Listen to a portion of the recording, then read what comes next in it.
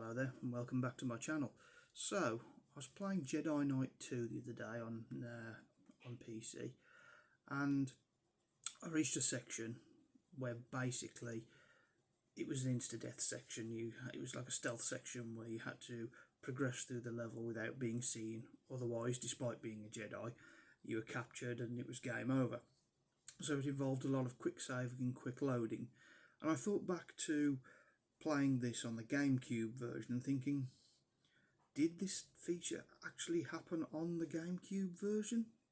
Because most games back then didn't have quick save and quick load, and that got my train of thought spinning into, does that mean that console games were potentially better designed because it didn't have the quick save, quick load system? So I thought I'd record my thoughts on that. So without further ado, here we go. So when it comes to video games, I'm definitely a console boy, or I used to be. Originally I had an Atari 2600 when I was about 7 or 8 years old, and I've played video games ever since then.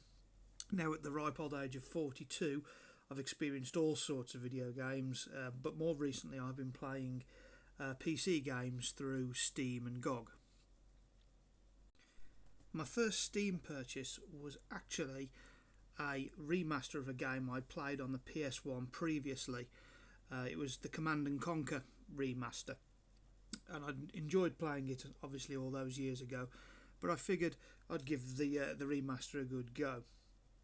And while I was playing, I discovered a feature that was only in the PC version, and it kind of changed the way I played the game.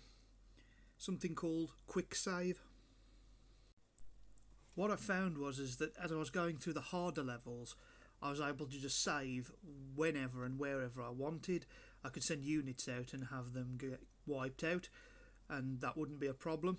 One quick load later, you'd have all your units back, and you knew what was waiting for them just ahead.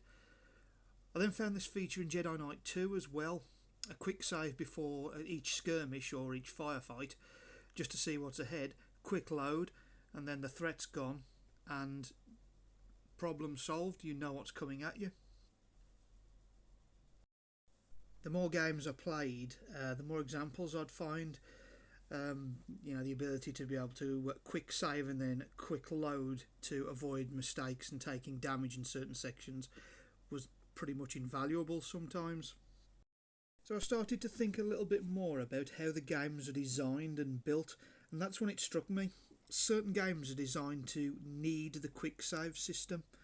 First time no death runs on PC games are pretty much impossible. Games will spawn instant death traps, snipers, ambushes, or anything else to stop you completing the level. If you have prior knowledge of these things, then you'll be able to get through. But the only way you're going to be able to do that is through a quick save and quick load system. In addition to insta-death mechanics, ambushes, surprise objective fails, that kind of thing, cranking the difficulty makes each moment worth a quick save, just in case you're killed or at very least massively screwed over 5 seconds later. As the games get harder, you find yourself hitting that autosave button more than any other control and end up looking at a loading screen more often than gameplay sometimes. Coming from a console background, I found this kind of odd. Console games that I played, like PS1, PS2 period, didn't use autosave so much. They had a checkpoint system if you were lucky, or if the game was particularly punishing, they'd send you right back to the start of a level. So you'd have to rely on your skill and luck to get you to that next checkpoint. You'd have to head off into the unknown without the safety net of being able to reload your last 30 seconds or so of gameplay. Sometimes your last save would even be a good 15 minutes ago, and as a result gameplay became a hell of a lot more tense. Console games seem to be designed so that the sections were possible to pass with enough skill, rather than being able to rely on undoing every tiny mistake. They didn't always get the balance right, obviously, but they seem to have had that mindset when creating the levels, even going back to Sega Mega Drive and the SNES days. Now, before you all jump on me, I'm not saying that one system is any better than the other, having an autosave system or not. It was just an observation that I came to while I was playing JK2, as I said in the intro. I do feel that the ability to quick save, thereby creating your own checkpoints, does give you a lot more control over how you experience a game. You're in charge of how much you want to push your boundaries and explore and risk losing progress. It allows you to play and enjoy the game at your own pace.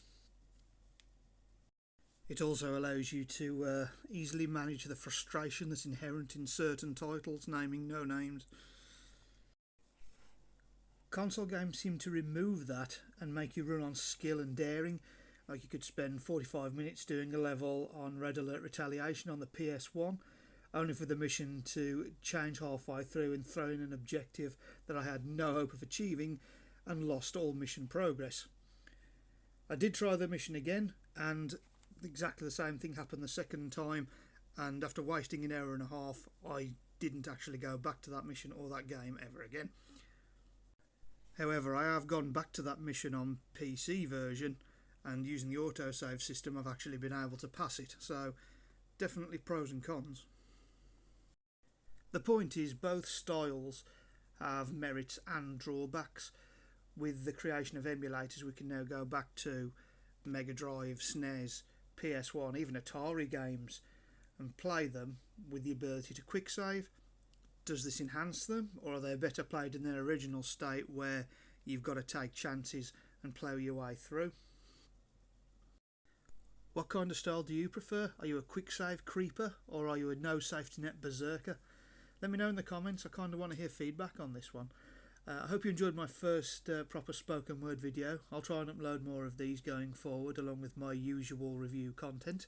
Thank you for joining me today, and as always, look after yourself and have a good one.